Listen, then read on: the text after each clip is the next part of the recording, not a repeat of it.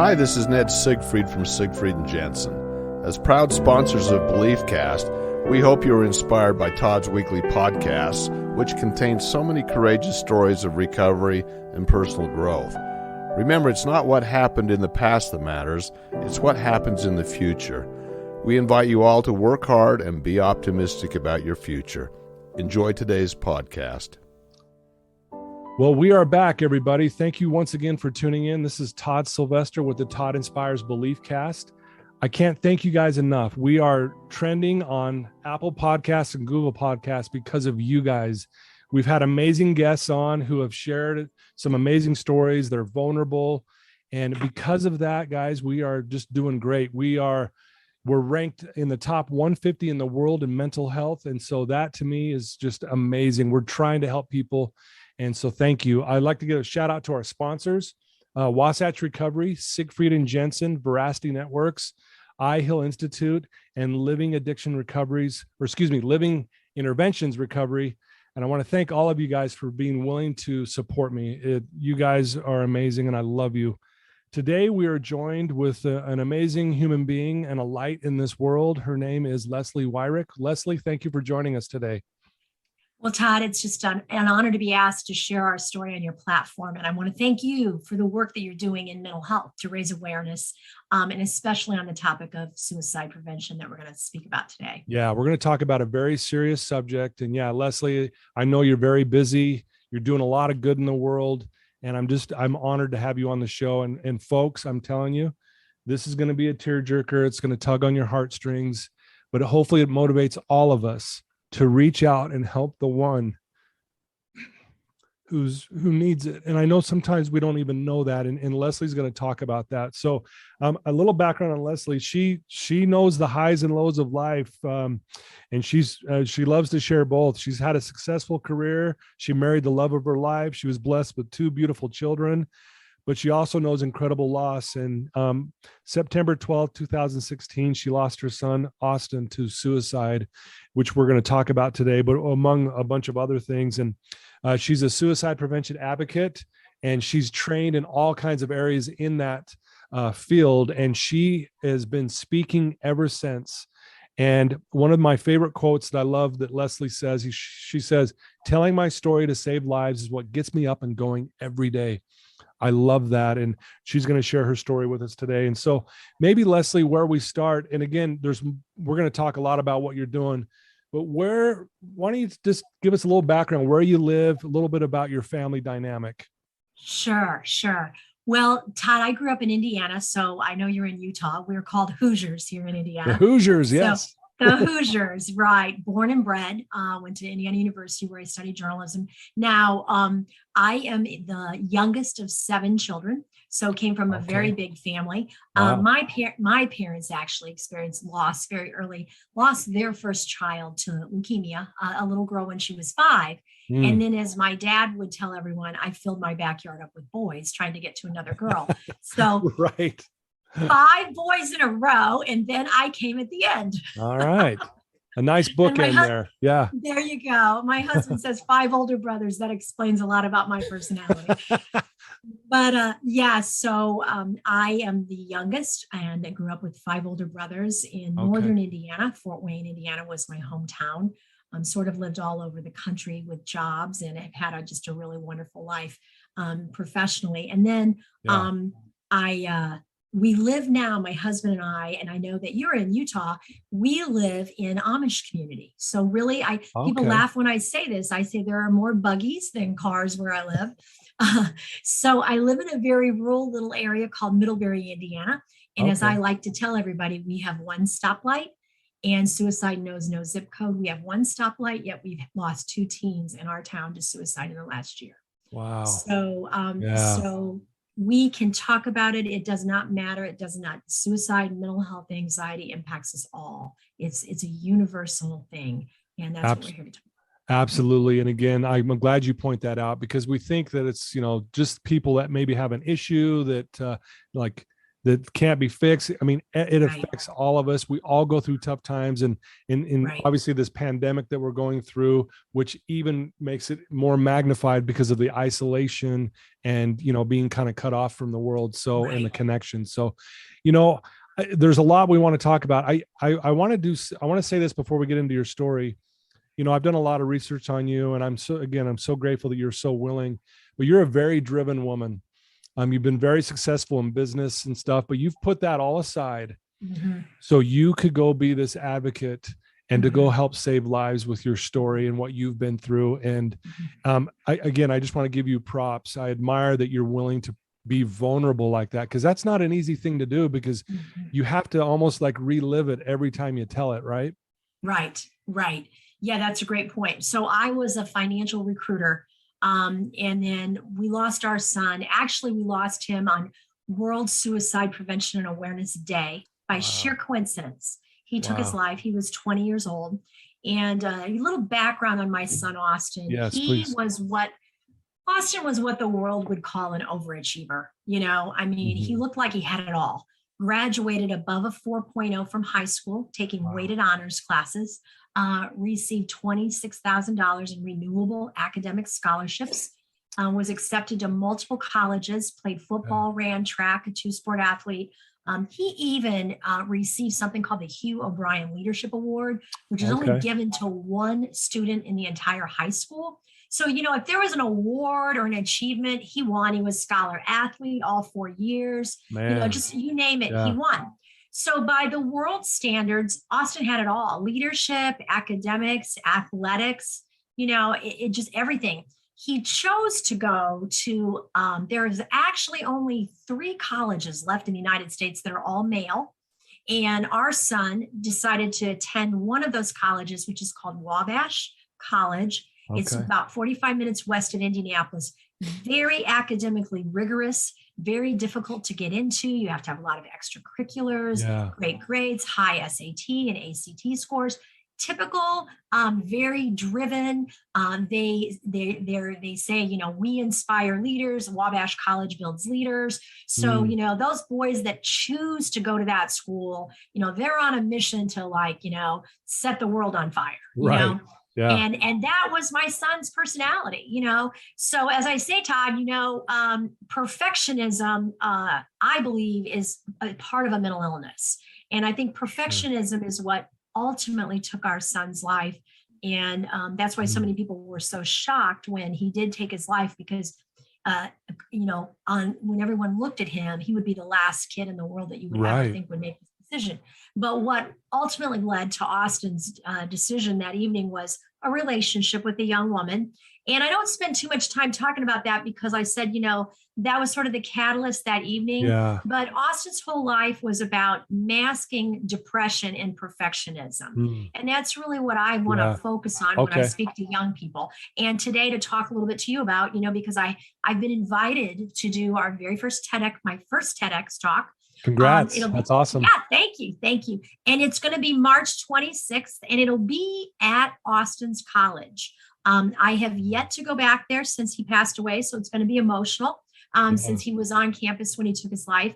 And but my decision to go back there was one of really raising awareness for kind of what our culture does to young men when they, you know, they have that drive to succeed and that drive for perfect grades, and that comes at a cost. It comes at a cost, Todd, to their mental health, you know? Yeah.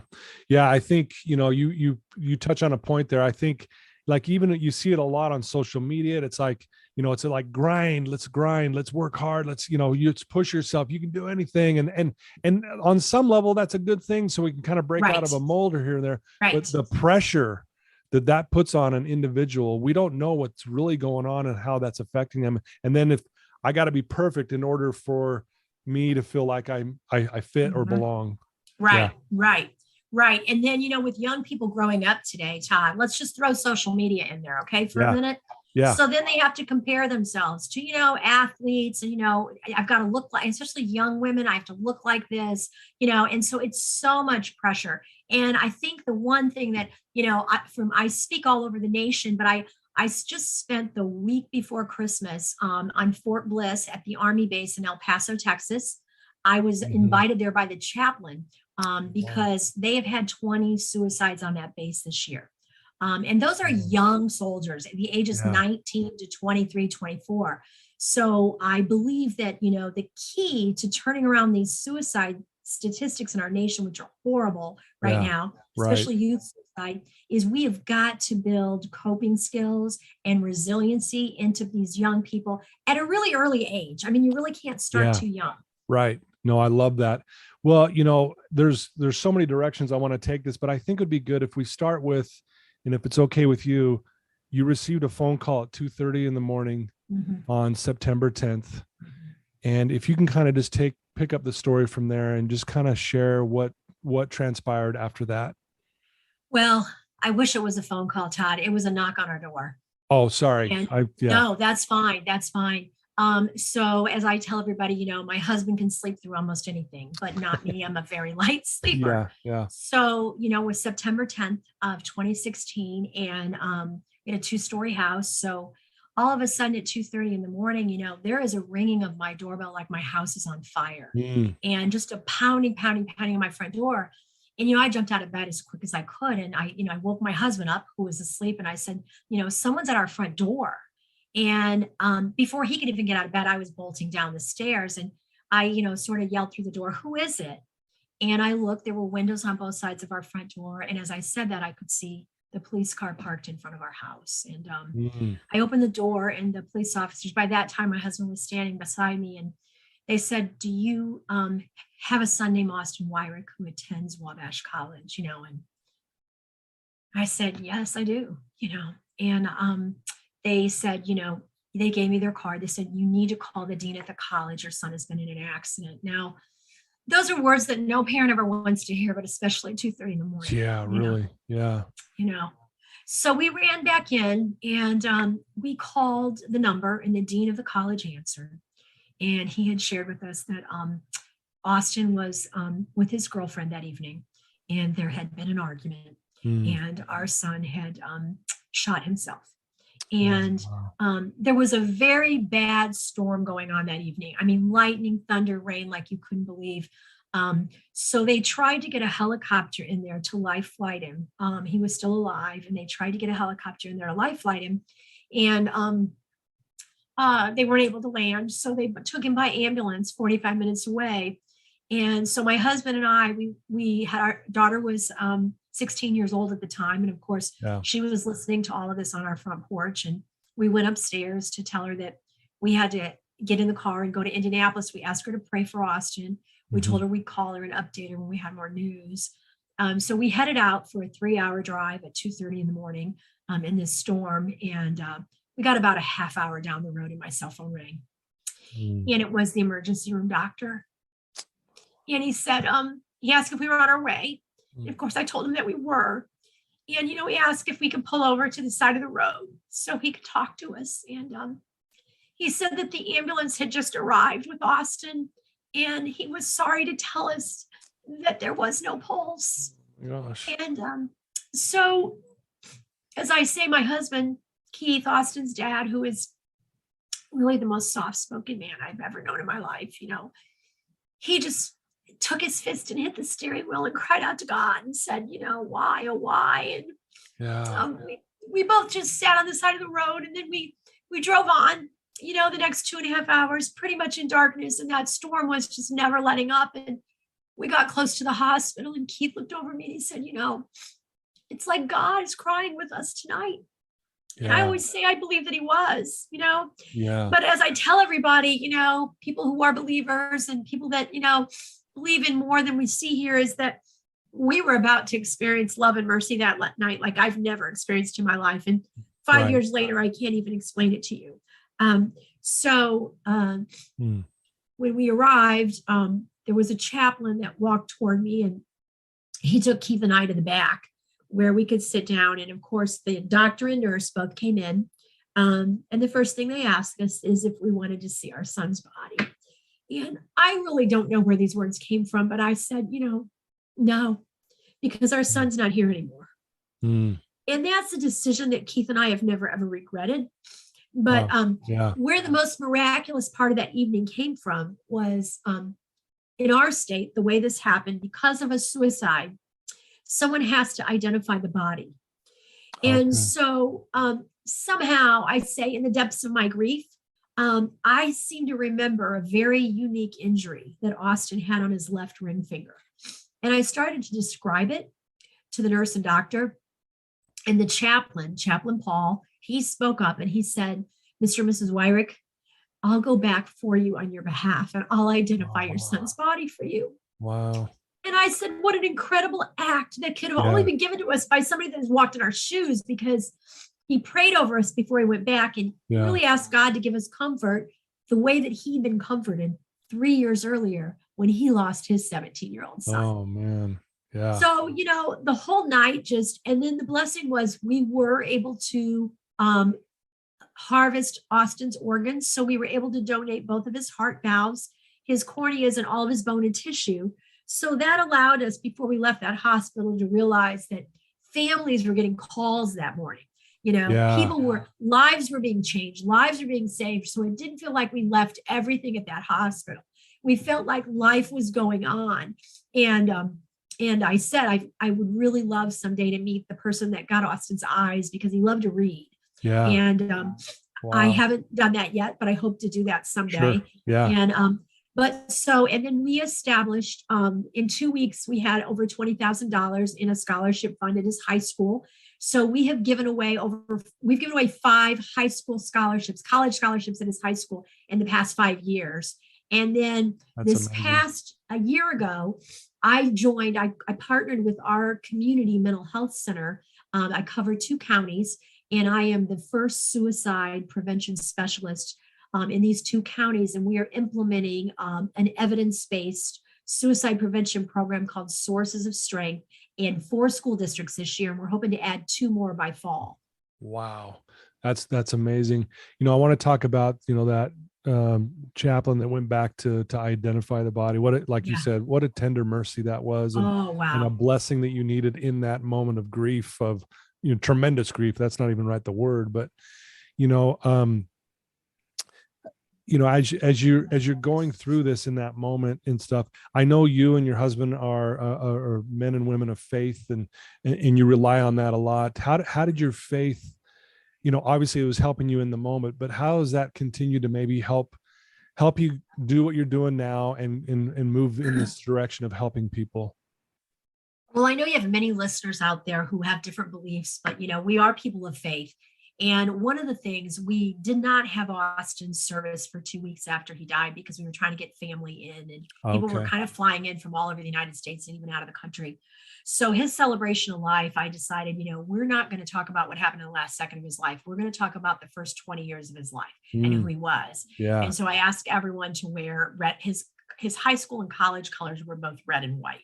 Okay. So I decided I wanted everybody to wear something in red and white. I asked everybody, I sent it out through Facebook, we're going to celebrate Austin.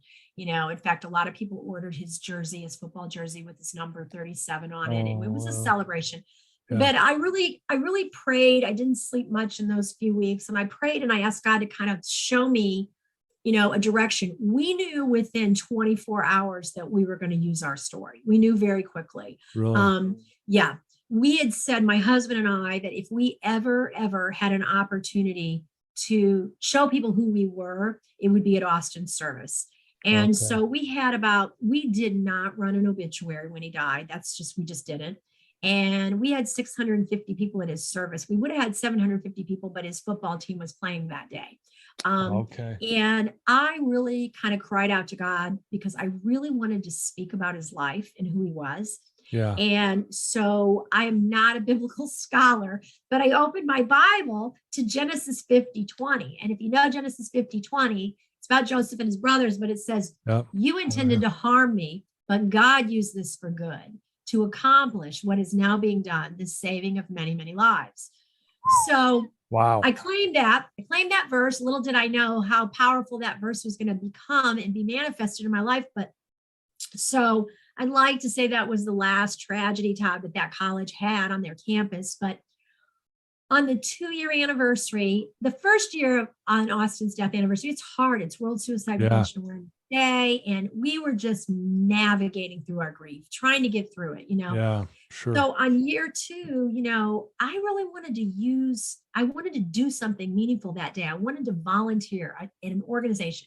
So what I do, hospice is taking care of a lot of members of my family. So I serve lunch to the hospice nurses and social workers on that day. Okay. And so that's what I do. I volunteer on that day. So on the 2-year anniversary, which would be 2018, World Suicide Prevention Awareness Day, Keith and I were getting ready for bed. And I got a text message from one of Austin's former roommates at Wabash College. And he said, Mrs. Weirich, I don't know if you heard, but Evan Hansen, the co-captain of the Wabash football team, took his life today. And I'm sorry to have to tell you that today, but I didn't want you to hear about it on the news. Yeah. So that was just, and what came out of that was his parents, who we've become very good friends with now. Evan Hansen was 21 years old. He died by suicide on September 10th, 2018, 2 years after Austin's teammate. And so his parents very early, within a week, spoke to the Indianapolis Star newspaper. And they asked if they could include our story with Evan's and if they could interview us. And they reached out to us, and our backgrounds and our stories are very different, but we shared our story. And within about 2 weeks, I started getting phone calls from people and messages and emails asking me if I would share our story at a school or share our story somewhere. And then I was invited. I still laugh about this. I got contacted by the largest nonprofit in our state to see if I would be their keynote speaker that January. Wow.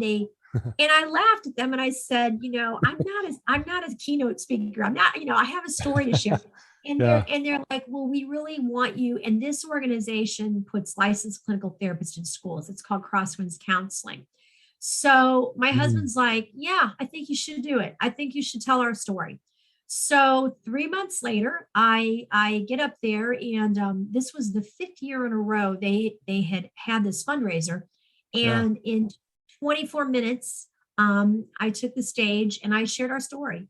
And Wabash College was there that evening. They drove 3 hours to hear me speak, all of Austin's teammates and roommates. And so I shared our story. And I don't say this to boast, Todd, but to raise awareness about how this impacts everyone. Yeah.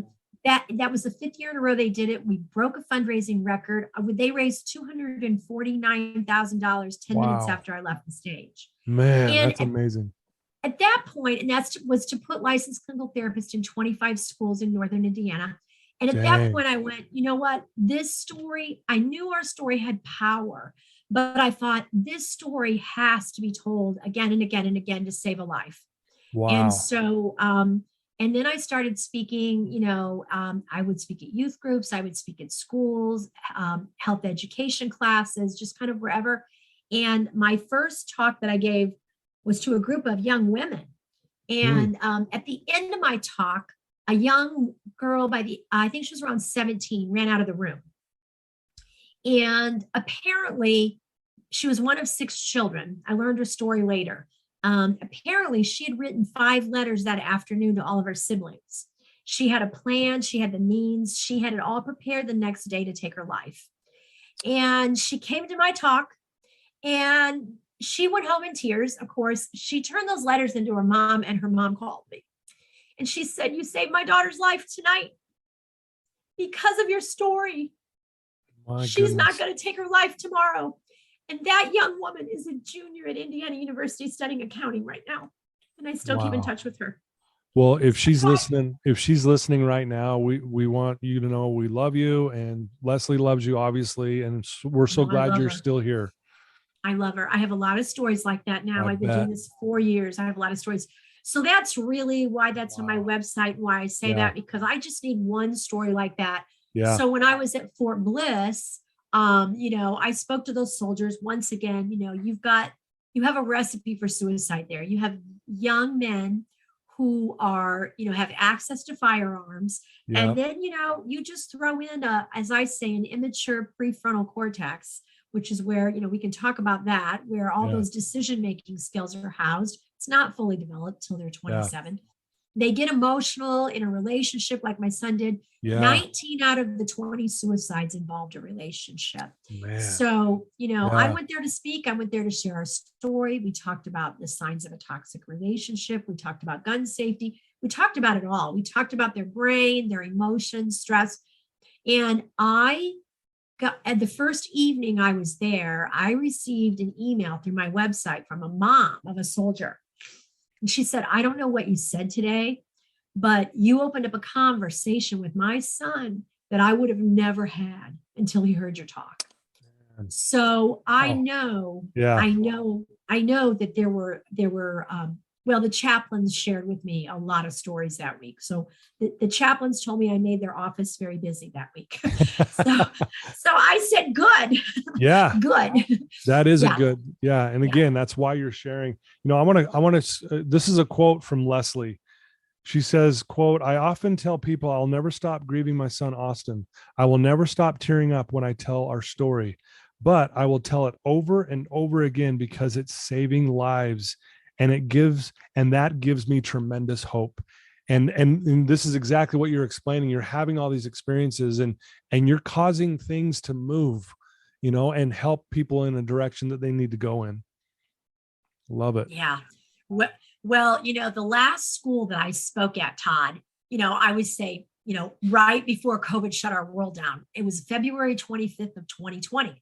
And I was working full time as a recruiter for a financial institution, trying to get out of my lunch hour, after school, trying to speak in there. Just literally were not enough hours in the day. So I had already kind of been thinking about, I'm going to do this full time. It was sort of happening. And then, so I took a day off and I went to a high school in South Bend, Indiana, a charter high school right by Notre Dame, where I live pretty close to Notre Dame. And I started asking these kids if they would mind raising their hands if they lost a friend or a family member to suicide. And 3 90-minute health education classes, over half the hands went up. Over half. Wow. And I told my husband, I'm like, that was my aha moment. I'm like, I need to get out and speak more often, but how can I do this working full time? So then fast forward 2 weeks later, COVID shuts the world down. And I still had 6 schools on my agenda to speak at. Yeah. So I told my husband, I said, this mental health crisis is only going to get worse now in this pandemic, especially with our young people being isolated. So, and I say this through the program that I'm working with in schools, connection is protection. We need to not isolate. So these kids, connection is protection. And we can talk about that.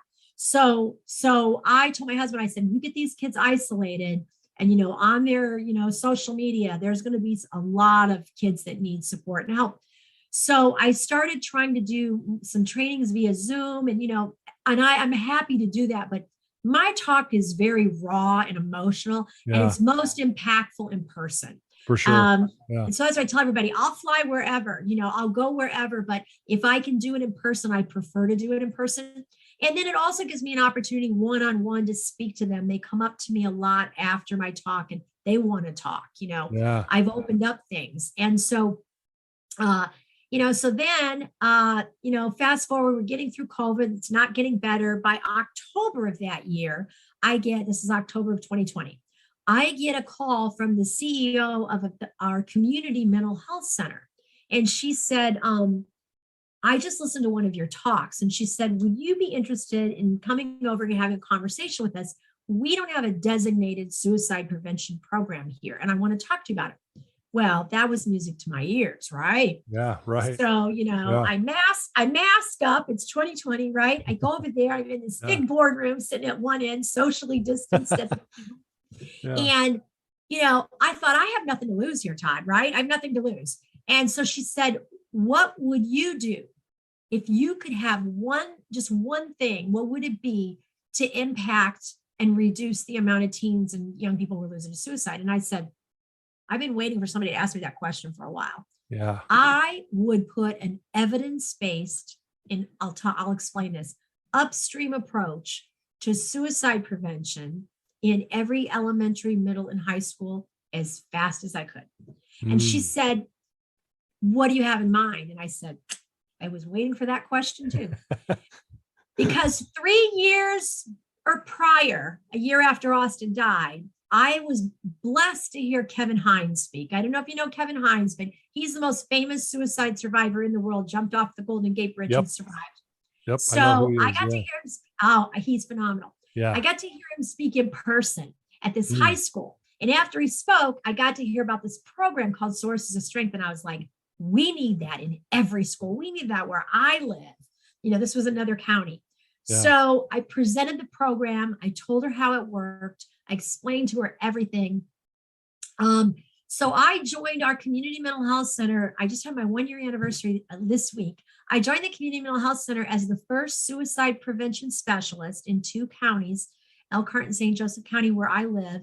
And we are raising the funds and implementing Sources of Strength in 5 school districts this year. I'm hoping we just got funding. I'm very blessed.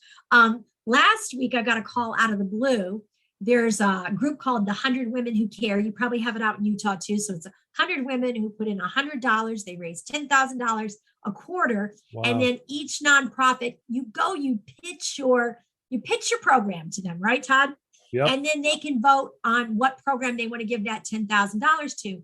Well, the way it works is you're supposed to be there that evening. You're supposed to present your program, right? So last Tuesday evening, out of the blue, I get a phone call. I don't recognize the number. I'm tired. I don't pick up my phone. It's dinner time. A minute later, I get another phone call. I recognize that number. I pick up the phone. They're like, you need to call this person at this number that just called you. I said, okay. So I called the number and they're like, we are at the 100 Women Who Care meeting tonight.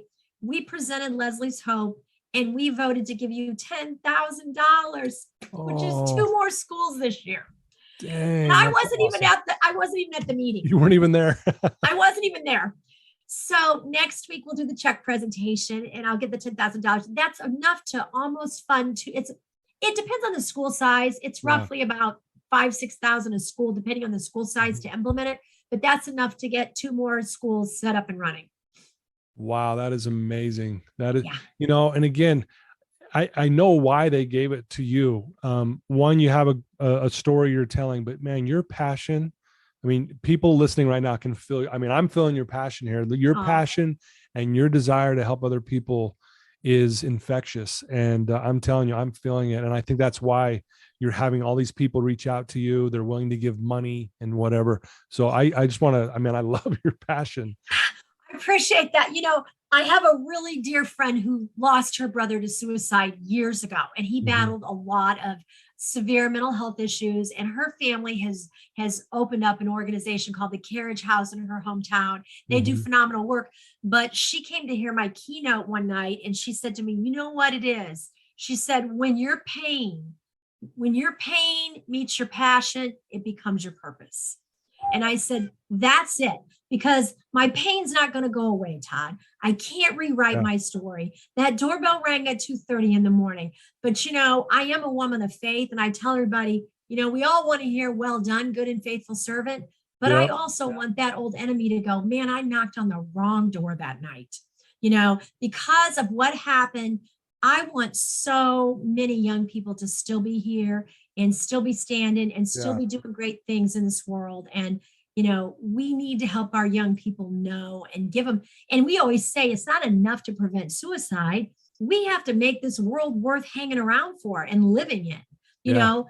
So that's what we're trying to teach these kids. And I can share a little snippet of how that program works if you'd like me to, and tell you a little bit about it. Yeah, please do. And then I've got another couple questions around Austin's perfectionism I want to get into. Okay, sure. Yeah. Well, this program, the reason that I love this program, 2 reasons. Number one, it's peer-led. The students run it. So I love that the students take ownership of their own mental health, right? And their own wellness. It's a suicide prevention program that rarely mentions the word suicide. It's really a wellness program, Todd. Because when you teach wellness, you prevent suicide. When you teach wellness, you prevent bullying. You prevent those things. So it uses 8 protective factors that we all have in our lives. Some kids might have 1, some might have 2, but they can build out their wheel. We call it the wellness wheel. And those protective factors are family support, positive mentors, positive friends, healthy activities, generosity, spirituality, physical health, and mental health. So we say the first things are the who's in your life, which are your family support, positive friends and mentors. And then what we do, healthy activities and generosity and spirituality, and then physical health and mental health. So what we do is we work through the kids with their life. What does that look like? Because we know family can be a pain factor for a lot of young people. Yeah. So it could be chosen family. It could be, so we work through everything on that wheel. And then these kids, what we do is the students are nominated to be peer leaders. And what we call a peer leader, you're an influencer in your group. So we want to take 10% of the student population and nominate them to be peer leaders, and we train them. So a lot of times we'll have a teacher say, oh, you don't want him as a peer leader. He's a behavioral issue in my class all the time. And I'll explain to these teachers, I'll be like, but he's an influencer in his group. So we do want him, but we want to flip the script and teach him a different messaging. So what we want to do is we want to take a diverse population of the students, 10%. Then from there, we have adult advisors who can be teachers, coaches, community leaders, youth pastors, whoever. For every 7 to 10 peer leaders, we have one adult advisor. And then we give them an all-day training in this. We train them for 6 hours, an all-day training. And then we set up twice a month where they meet, and we give them a budget to do a PSA campaign. So these kids that are peer leaders, so they can get the message spread throughout the population of the school. So these kids might do, TikTok, I know it's not always positive, but it can be positive. So these kids could do a TikTok campaign like, what's your generosity look like this month? Or, what's your source of strength this month? So we give them a budget to run. In a perfect world, in a COVID world, we're going for 6 campaigns, but we'd like them to do at least 9 PSA campaigns in the year. Then we bring in a speaker at the end of the year. But here's the data point there, and then we can move on. A peer leader, another student, is 4 times more likely to identify a student who's about to harm themselves earlier than an adult in the building. Oh, wow. Wow. So you want to break those codes of silence and let those kids know they have trusted adults. So those peer leaders will take that to those adult advisors. And that's where you start to change the culture and prevent suicide.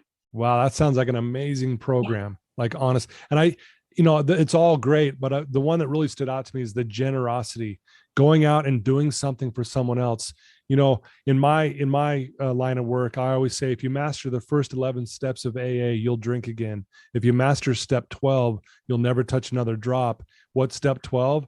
Giving back and helping someone else. I love that. Absolutely. And I tell the kids when we get to that on the wheel, I go, generosity is my superpower, and I tell them, I say, here's what generosity looks like, and I'll talk to them about all kinds of things that they can do, I'm like, what generosity can be. You see a friend in the hall and like, they're really struggling and having a bad day. And you can go put your hand on their shoulder and be like, hey man, how you doing? How's it going? I'm like, that's generosity, Yeah. So generosity, my 2 favorite things on the wheel, I like all of them, but are generosity and mentors, because mentoring, January is National Mentoring Month. So I talk a lot about mentors. Oh, I love it.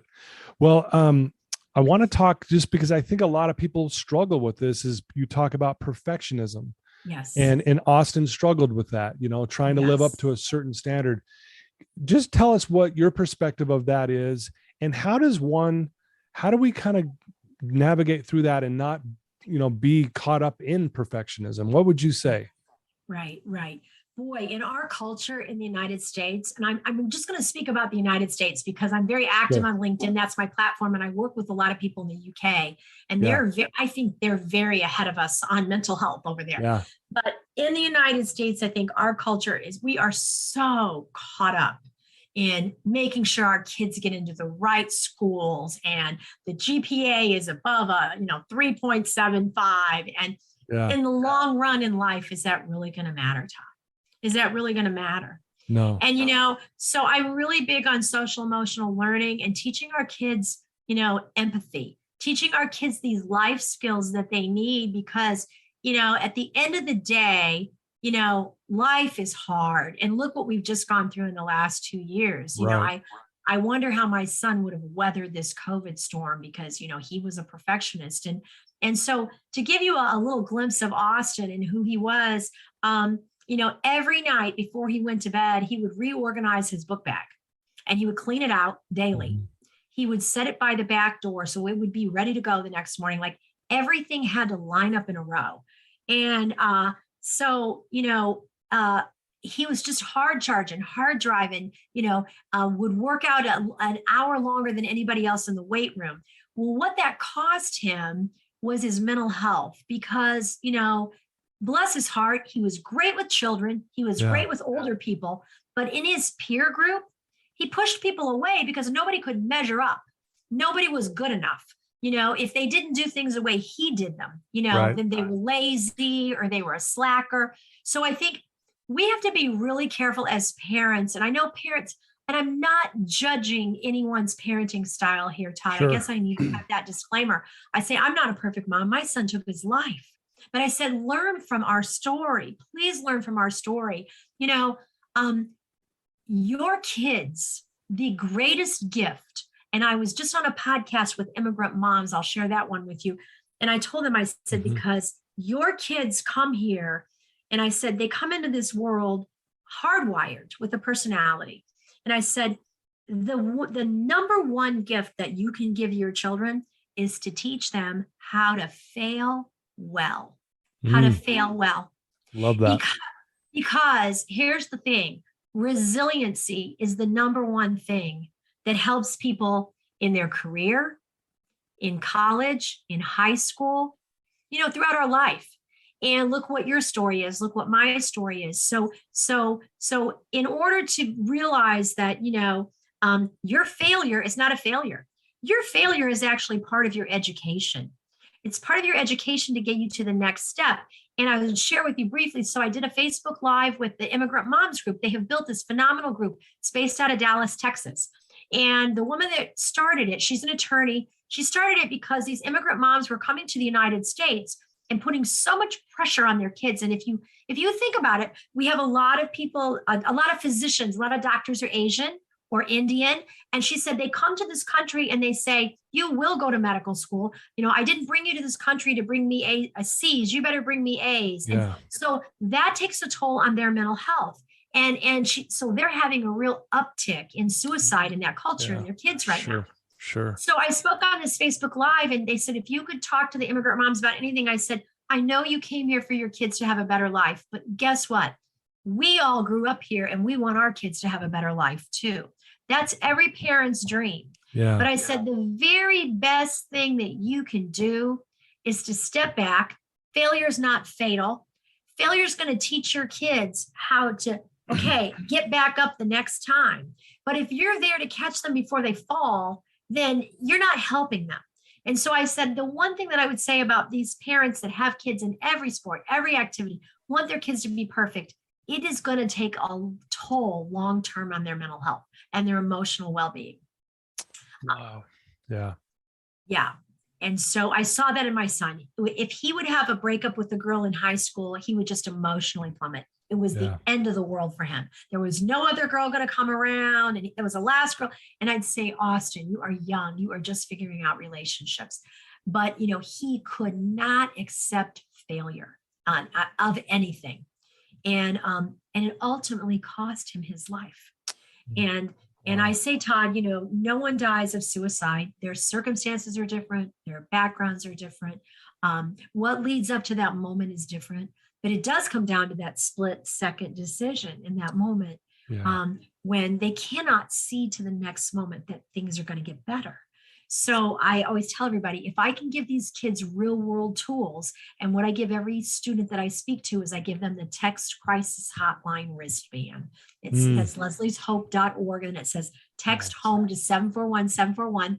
I get those funded. I take them small, medium, large. I'll take 500 of them in February to a freshman academy, and every student will have them. Some of them will come up and ask me for extras for their brothers and sisters, because I say to them, if you think you have no one to talk to in this world and no one cares about you, look down at your wrist and text the word home to 741-741. And in less than 5 minutes, and there's two powerful tools that I'll tell you for teens, because teens are impulsive. Young people are impulsive. Sure. One is the Text Crisis Hotline, which I love. Text the word home to 741-741. Because when people say, why don't you give out the suicide hotline number? It's 10 digits and they're not going to dial it. We have to speak to them in the language that they can understand. Yeah, that's a great point. Yeah. So in July of this year, we will have a 3-digit suicide number, 988, but it's not ready yet. So that's why I don't give it out. Yeah. When it's ready, I'll put that on my wristband. For sure. I love that. So I give them that, and then I give them a wonderful free app called Not Okay. You can look up notokay.com. I can send you that link. The Not Okay app is a simple GPS locator. They have to put in there up to 5 trusted adults in their circle. And the adults have to accept, so they know they're in their Not Okay app. And it's a covenant agreement they make with an adult. So if they're at a party, they get in trouble, or they have a fight with their boyfriend or girlfriend, they break up. They have said, I will not harm myself and I will not move. I will click Not Okay. And so if there's 3 people in there as their trusted circle, or 5, it sends out a message like, I've got Todd, I'm on my way. So the other people in the circle know. And so between the Not Okay app and the text crisis hotline, it's just their go-to. So when they're in that moment of crisis, those are the practical tools that I leave them with. Dang, that's amazing. I love that. And I think that's a great way for someone who is struggling to immediately get some help in that moment. And again, you talked about that. I think you said it, connection is protection. Yes. So when we're, because usually when we're going through something hard, we just at times feel alone. But if you can click that and you got your top 3, 4, or 5 people who got your back coming to see you and get you, you're connected again, right? Yes. And I think I learned that. I started speaking to about 3 years ago. I was at a large youth group, probably about 150 kids. So somehow or other in that, I said, this is a judgment-free zone. I want you guys to know what we talk about in here stays in here. It's safe. Yeah. Mm-hmm. I want you, if you've had a day in the last 2 weeks, there's 150 kids. I think it shocked the 2 youth pastors. If you've had a day in the last 2 weeks when you just thought, life is so hard, I don't know if I'm going to be here tomorrow, I want you to raise your right hand. Mm. It was a sea of hands time, a sea of hands. And then I said, okay, thank you for your honesty. Yeah. Now, I want you to tell me if you had somebody you could talk to, judgment-free, no questions asked. They just listen to you, be there for you. Would you reach out to that person if you had that? I want you to raise your left hand. They did. And so they each went out of there with the wristband. I said, you guys have it on your wrist now. Wow. In under 5 minutes, a trained counselor will text you back. You sit still. They will just assess that you're safe. Then you can choose what you want to tell them. You can talk to them about what you want.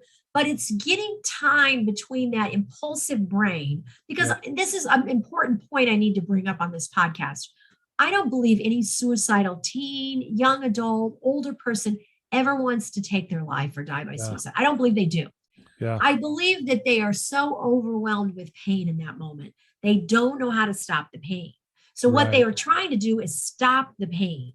And the only solution they have is by ending their life. They don't want to die, but they want to stop the pain. The pain's overwhelmed. And young people, as I say, the prefrontal cortex is your higher level reasoning, decision-making, impulse control, anger management.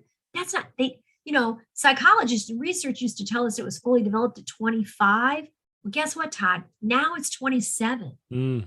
So, I have a PowerPoint. I show my son when I talk to teens, I said, if you look at Austin, he was 240 pounds, 6'4", big, strong defensive end football player. But you know what? He had 7 more years for his anger management, impulse control, and decision-making to be fully developed. To develop, yeah. So when push came to shove in the heat of an argument that evening, he made a poor choice. Yeah.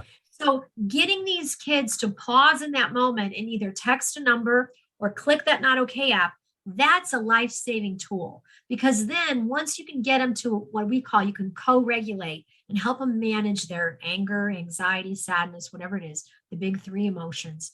Once you can get them, sit with them, let them talk, de-escalate the situation, they may never have another suicidal moment in their life like that again. Right. Oh, that's beautiful. So it's keeping them safe with those practical tools like the Not Okay app and the text crisis hotline.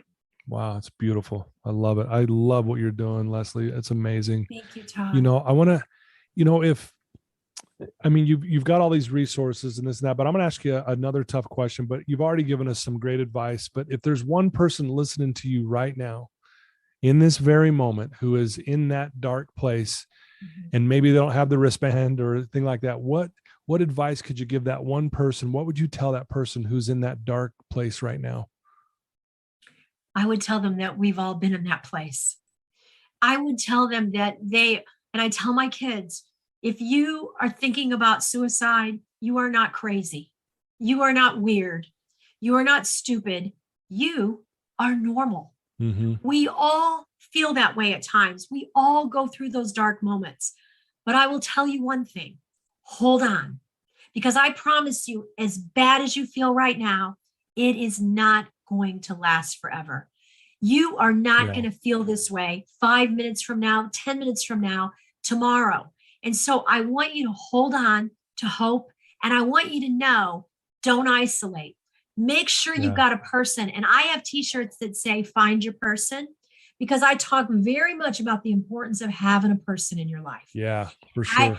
It's super important for these young people to know that person needs to have a fully developed prefrontal cortex. It can't be your 14 or 15 or 16-year-old friend, because they're still working on their prefrontal cortex getting developed too. But it has to be someone who has weathered some storms. We talk about that, having a mentor. And I think this is an important thing. And for you also with your podcast listeners. So January is National Mentoring Month, but Todd, listen to this statistic. So Forbes magazine did a study of the people that were like the top in their field, like the top hip hop artists, the top attorneys, the top firemen, the top doctors. What they all had in common, their common denominator, was they had a mentor in their life that they kept throughout growing up. But here's an interesting statistic about mentoring.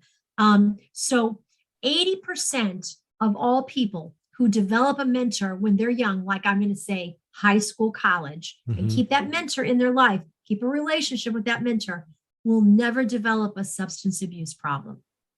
Do you know how many, and 50% of suicides involve drugs and alcohol? Yep, absolutely.